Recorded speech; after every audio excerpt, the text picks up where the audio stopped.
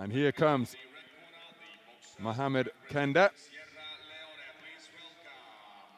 approaching the boxing ring, where he'll be operating out of the red corner.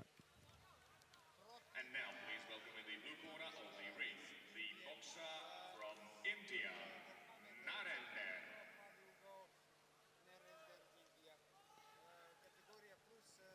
And his opponent, boxing out of the blue corner, is NARENDER.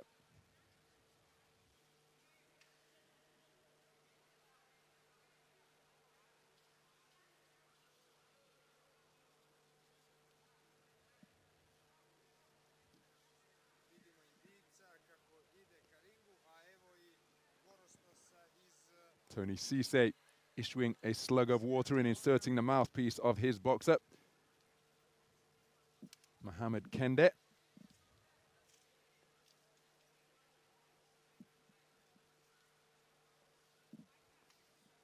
Narendra Burwell just testing the tension of the ropes over in that blue corner.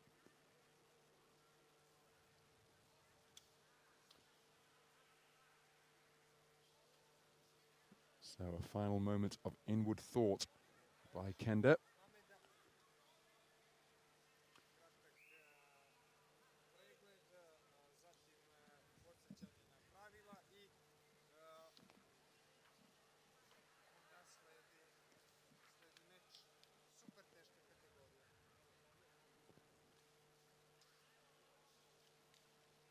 Well, it's a big moment for both of these boxers as they are called to center ring by the referee, as they await the opening bell for their senior world championship debuts. Pavel Pavlov of Bulgaria with the final instructions, and he'll soon signal time to get this super heavyweight tournament underway here on day 4. Ring A, round 1. So we're underway then. The super heavyweight division has seen the athletes gain a kilogram. It's now 92 kilograms plus. This action in the second preliminary round, but all but one boxer remaining in contention is competing in their first bout, and that one boxer who fought in a round of 64 is the man coming out of the blue corner. That is NARENDER. We have 33 boxers in the super heavyweight division.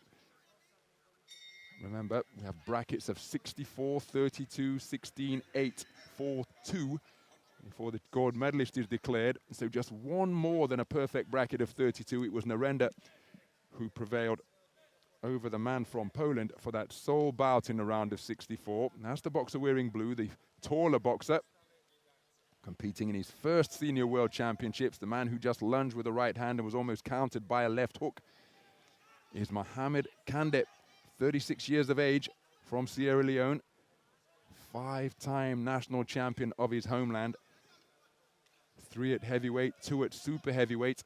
Here he is competing on the global stage for the very first time, having boxed on the continental stage at the All Africa Games in 2015, that edition held in Brazzaville. So we're midway through the opening round, and the way that KENDEH's jab is coming back via his belt line, he could well get countered by the long-armed cross that NARENDER will attempt to employ. But you can see the jab coming back in a looping fashion. Look at that. That one went via his kneecap. Spearing left jab is altogether straighter from NARENDER as he looks for that right cross over the top, and he's got that right hand cocked, ready to uncoil.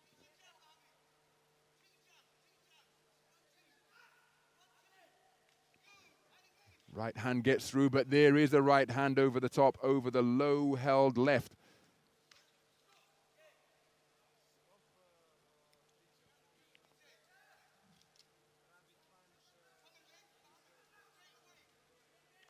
And again, that jab, my goodness.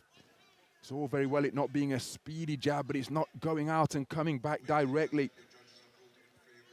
Almost watching this one through my fingers, because look at that. It's just a wide open target, and that's the right cross which just stiffened the legs of KENDEH. NARENDER senses that. He's trying to quicken his feet and go in search of his opponent.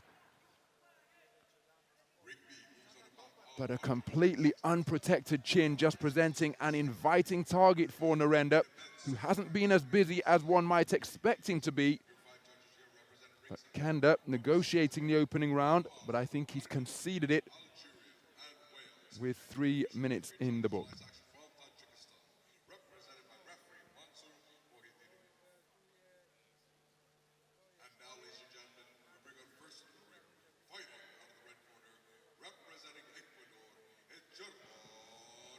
So there's confirmation of a clean sweep of the cards for Narendra. 3 scorecards of 10-8 received.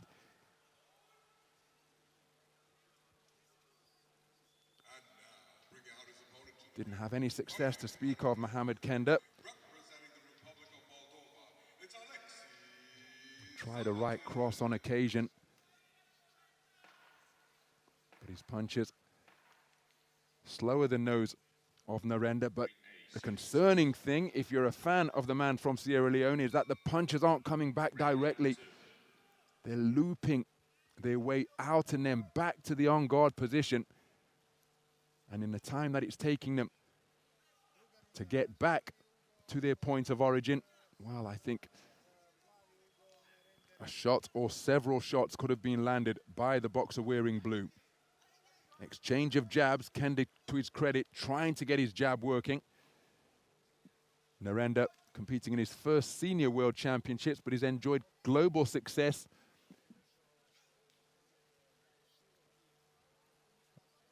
Global podium success previously in his career, and that's because in the AIBA World Youth Boxing Championships way back in 2012, he took a silver medal, losing to England's Hughie Fury. Hughie Fury, of course, the cousin of Tyson Fury, the WBC and Ring Magazine heavyweight champion of the world. He just had that sensational repeat victory over the Beijing Olympic bronze medalist Deontay Wilder, the bronze bomber in Las Vegas recently. Hughie, of course, going on to challenge for the world title in his own right when he came up short against Joseph Parker, who too was an outstanding AIBA boxer in the classification age group ranks. Why I mention all of that is that to appear here on the global stage, if you have ambitions of going deep into the tournament, it's not just a case of picking up your gloves and trying boxing as an arcing right hand stiffens the legs of KENDEH once again. The guys you often see at this level, certainly the boxers who go deep into tournaments and give good showings, often picked up the gloves in their formative years. And not just picked up the gloves, they've been competing, representing their club, their city, their region, their country in tournaments that get bigger and bigger. And so when you get to this, the global platform of a world championships, it's not a huge leap. Oh, there's another good right hand landed from Narendra once again. Jolting left jab drives the man in red backwards, and as does the right cross. But he's staying in there, is KENDEH.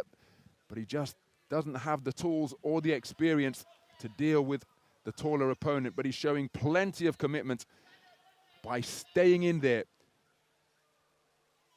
And he's not just staying in there, he is going for it with the weaponry that he has. But as we approach 2 completed rounds, super heavyweight, of course, is going to possess a fair amount of power if he catches you. But I'm not sure he possesses the tools in his kit to get this job done here in Belgrade this afternoon.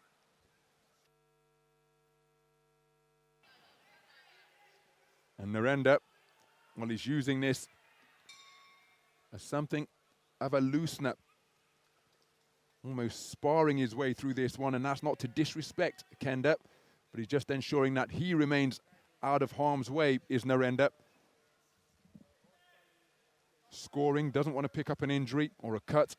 Tony Cisse with the instructions and the petroleum jelly in that red corner. So 2 rounds completed. Another one scored unanimously in favor of Narendra. He is in a commanding position as we prepare for the 3rd and final round. Some of the action then from round number 2. You can see KENDEH remaining committed to the task. And again, saw very well not being a speedy puncher, particularly in this weight class. There have been many outstanding boxers down the years who didn't have hand speed, but if they hit you in this weight division, you knew about it. But KENDEH's punches are looping as well as being devoid of pace. But make no mistake, there'll be plenty of pop on it if he catches you, one suspects, with the sheer weight. Once you get over 91 kilograms, if you're in with a man who's trained how to punch, there's going to be a fair amount of tonnage behind the shot. I'm just trying to tuck his chin behind his shoulder there to begin the round was KENDEH. Targeting the body with a spearing left and then switching the jab upstairs is NARENDER, quarter-finalist in this year's Continental Championships in Dubai. Beautiful left hand, and that right jab, that right cross which followed brings about a standing count. And again, you get the sense that NARENDER could have uncoiled that combination at just about any point once the opening bell had sounded, and he'd had a look at KENDEH. KENDEH bravely steps back out, but again, there's, my goodness, that jab is coming back on a circuitous route. He's not even attempting to defend himself here now. And if the long right cross of the man is extended, there he's caught with a slapping left hook, disrupting the boxing stance of KENDEH once again. Another right hand causes his knees to dip, and it's a second standing count. Now, I think if NARENDER maintains this type of pressure, assuming the referee allows this to go on, no he doesn't, and he's waved it off after the issuance of 2 standing counts. Mohamed KENDEH completing with everything that he had, but it's simply not enough to compete with a boxer as accomplished as the reigning 3-time national champion of India. He's bitterly disappointed, Mohamed KENDEH. Gave it everything he had, but it simply was not enough. And through to the round of 32, after successfully negotiating his second contest here in Belgrade, is Narendra Burwell, part of a full-strength Indian boxing team. The 6-man squad of Sierra Leone is now -1 because Mohamed KENDEH stopped in the final round after receiving 2 standing counts. Let's get the official announcement.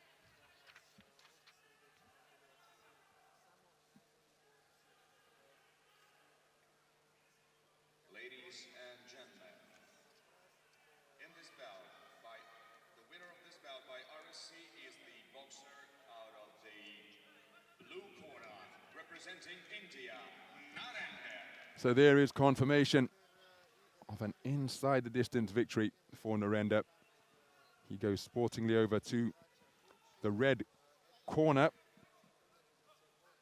to exchange sentiments with the man he has just beaten and his coaching staff, but that is how he did it.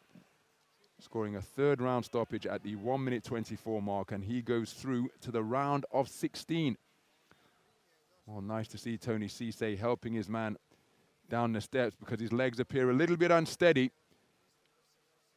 The 36-year-old was touched up repeatedly by jabs such as that, and they were just draining the conditioning that he brought into the ring, and by the end, well, he was really struggling to retain his boxing stance, and the referee, after issuing the 2nd standing count, waving it off. Narendra, a victor, RSC at 1:24 of round 3.